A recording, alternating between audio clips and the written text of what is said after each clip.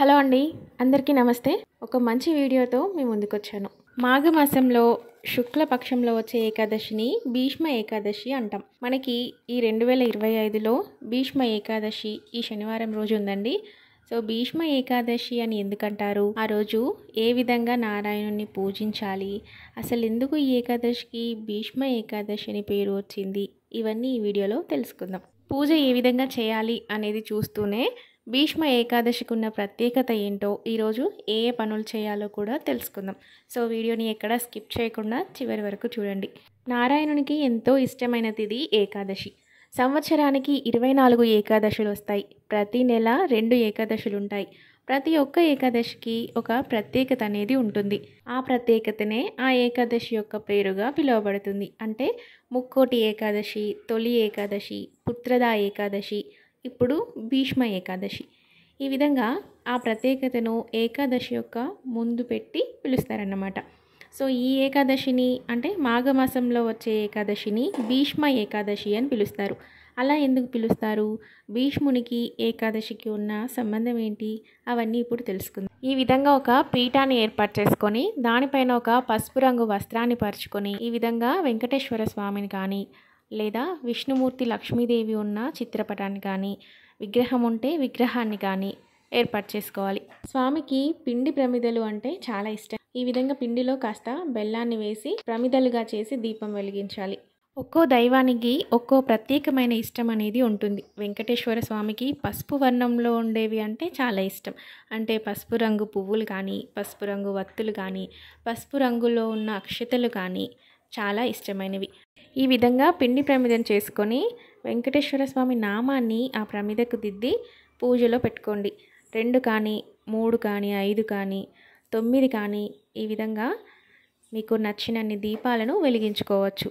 ఆవు నెయ్యిని కానీ, నువ్వుల నూనెను కానీ వేసి పసుపు రంగు వత్తులతో దీపాన్ని వెలిగించుకోవాలి. మీ దగ్గర పసుపు రంగు వత్తులు సమయానికి లేనట్లయితే నూనెలో కాస్త పసుపును వేసి వత్తిని అందులో ముంచినట్లయితే పసుపు రంగు వత్తులు తయారవుతాయి. సో అలా కూడా వెలిగించుకోవచ్చు. స్వామికి తులసి దళాలు అంటే చాలా ఇష్టం.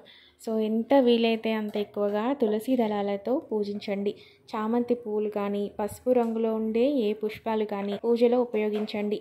స్వామివారు అలంకార ప్రియులు. సో వీలైనంత ఎక్కువగా అలంకరించండి. మొదటగా దీపారాధన చేసి పూజని ప్రారంభించాలి. దీపం ఎప్పుడు నేరుగా అగ్గిపుల్లతో వెలిగించకూడదండి, ఏకహారతితో వెలిగించాలి.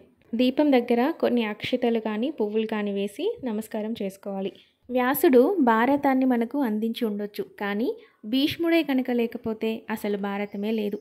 తండ్రి కోసం, తండ్రి సంతోషం కోసం తన సింహాసనాన్ని త్యాగం చేసిన ధీరుడు భీష్ముడు.